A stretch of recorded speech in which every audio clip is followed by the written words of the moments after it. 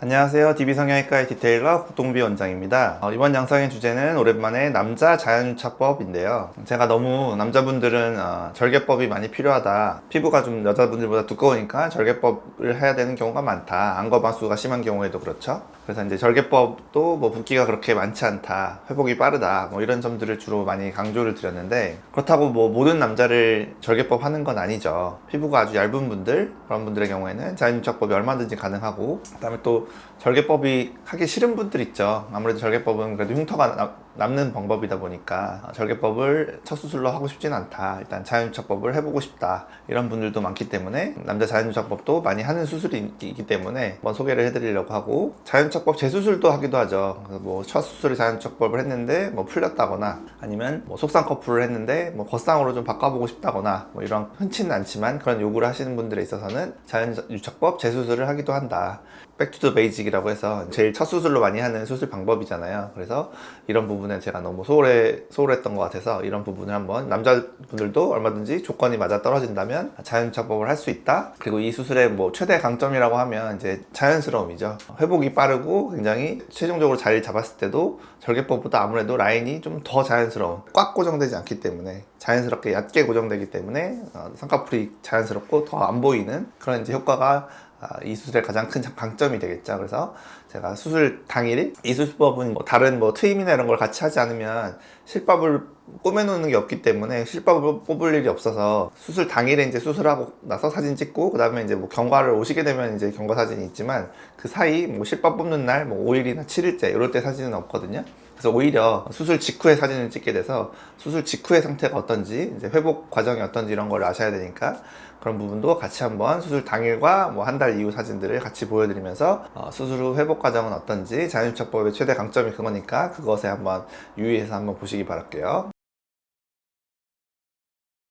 첫 번째 케이스, 자연유착법과 눈매 교정 하신 분 수술 당일 사진인데요. 수술 당일부터 큰 붓기가 생기지 않았고, 뭐 당연히 멍이나 뭐 그런 것도 없죠. 디자인 자국만 이렇게 약간 남아 있는데, 이제 수술 당일이라는 것을 알 수 있는 것이고, 붓기나 그런 거 없이 벌써부터 자연스럽다. 그래서 자연유착법의 최대 강점은 이런 점이다, 회복이 빠르다는 점이다. 회복이라고 하기도 민망할 정도로 수술 당일 자체에 그렇게 붓기가 많이 생기지 않는다라는 점이고요. 다음 분도 눈이 많이 가려졌던 젊은 남자분이셨는데 자연유착법 수술을 원해서 해드렸고, 수술 직후 이분은 5일째네요. 앞팀까지 같이 하셔서 5일째 사진인데, 수술 후에 이제 붓기가 약간 생겼다가 다시 좀 가라앉으면서 이미 쌍꺼풀이 거의 속으로 들어갔죠. 그래서 별로 끝에만 보이는, 거의 안 보이는 상태가 된, 조금 부자연스러운 면이 있지만 이건 5일째니까 그렇고, 이제 여기서 더 자연스럽게 된다라는 점이고요. 다음 분의 경우도 자연유착법 눈매 교정 앞팀 하신 분이고, 수술 후 5일째 사진.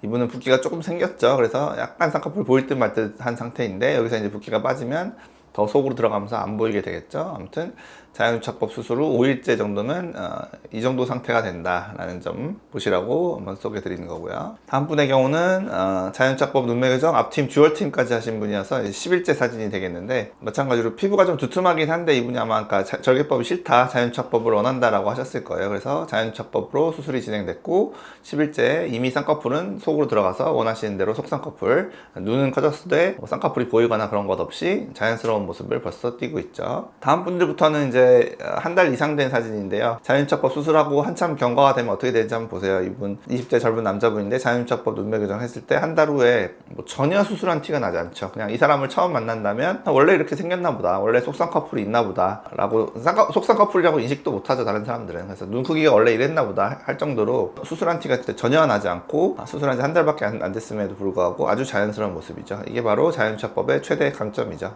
다음 분도 마찬가지 자연유착법 눈매 교정하고 한 달 됐을 때 눈이 굉장히 또렷해지고 커졌죠. 그리고 수술한 티는 거의 나지 않고, 쌍꺼풀 거의 보이지 않고, 속쌍꺼풀로 수술이 아주 잘 돼서 수술한 티가 거의 나지 않는다. 이 사람 처음 만나면 수술한 지 절대 알 수 없어요. 다음 분의 경우는 자연유착법 눈매 교정 앞팀까지 하신 분이고, 수술 후 한 달째. 이분도 피부 두께가 좀 있지만 자연유착법을 원하셨던 것 같고, 그래서 회복은 굉장히 빠르고 한 달째 앞팀 자국도 거의 안 보이고 수술한 티가 전혀 나지 않게 자연스럽게 수술이 잘 된 그런 케이스죠. 눈이 좀 뾰족하고 매서워 보이는 눈이었다고 하면 그런 부분이 좀 더 반달형 눈으로 좀 개선되면서 인상이 좀 더 부드러워진 그런 효과를 얻으신 분이 되겠고요. 다음 분들부터는 재수술 케이스인데, 자연유착법을 한번 하셨대요. 어렸을 때 하셨는데 풀려가지고 다시 눈을 이렇게 덮게 된 40대 남자분이셨죠. 그래서 다시 이제 쌍꺼풀 고정을 해서 해서 재수술을 해드렸을 때 자기 눈 크기를 다시 되찾으셨죠. 그래서 쌍꺼풀이 한쪽이 더 풀리면서 짝눈도 굉장히 심해 보이셨는데 쌍꺼풀을 다시 하면서 짝눈도 굉장히 맞춰졌고, 수술 직후, 수술 당일 사진임에도 불구하고 뭐 붓기가 많이 생기지 않고 많이 어색하지 않게 수술이 잘 되는 모습이죠. 그래서 풀린 경우 자연치료법 재수술도 얼마든지 가능하다. 피부가 이렇게 좀 얇은 남자분의 경우에는 충분히 가능한 거죠. 마지막 케이스는 뭐 풀리거나 뭐 그런 건 아닌데, 첫 수술을 이제 속쌍꺼풀로 하셨는데 나는 조금 쌍꺼풀이 보이게 하는 것도 괜찮을 것 같다, 조금 그런 걸 원한다 라고 하셔서 부지로 이제 상담 시에 겉쌍꺼풀로 잡아보니까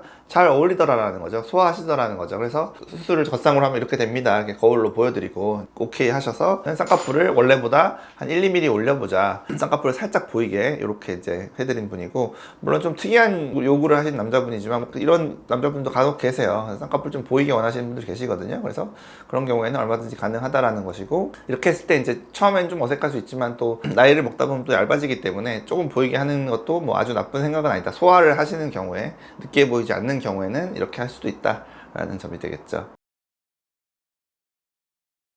그래서 남자분들도 절개법이 싫은 분들의 경우는 자연적법을 얼마든지 해볼 수 있어요. 특히 첫 수술, 남자분들은 대부분 첫 수술이시니까 눈꺼풀이 속쌍꺼풀이 없어서 눈을 이렇게 가리거나 이렇게 좀 졸려 보이는 그런 눈 형태를 가지고 계신 분들, 피부가 얇으면 더 적합하겠지만 쌍꺼풀이 더 안 풀리고 오래 가겠지만, 피부가 뭐 아주 두껍지 않은데 절개를 좀 하고 싶지 않다, 피하고 싶다 그러신 분들의 경우에는 일단은 해봐야만 몇 년 가는지 알 수 있기 때문에, 저도 뭐 의외로 오래 가는 경우도 있기 때문에 제가 자연적법 절대 못 해드립니다 이렇게는 안 하거든요. 절개법을 하시면 더 오래 갑니다, 뭐 선택을 하세요 이렇게 선택권을 드리기 때문에, 자연차법을 원하시는 분들은 얼마든지 해볼 수 있다 라고 정리하도록 하겠습니다.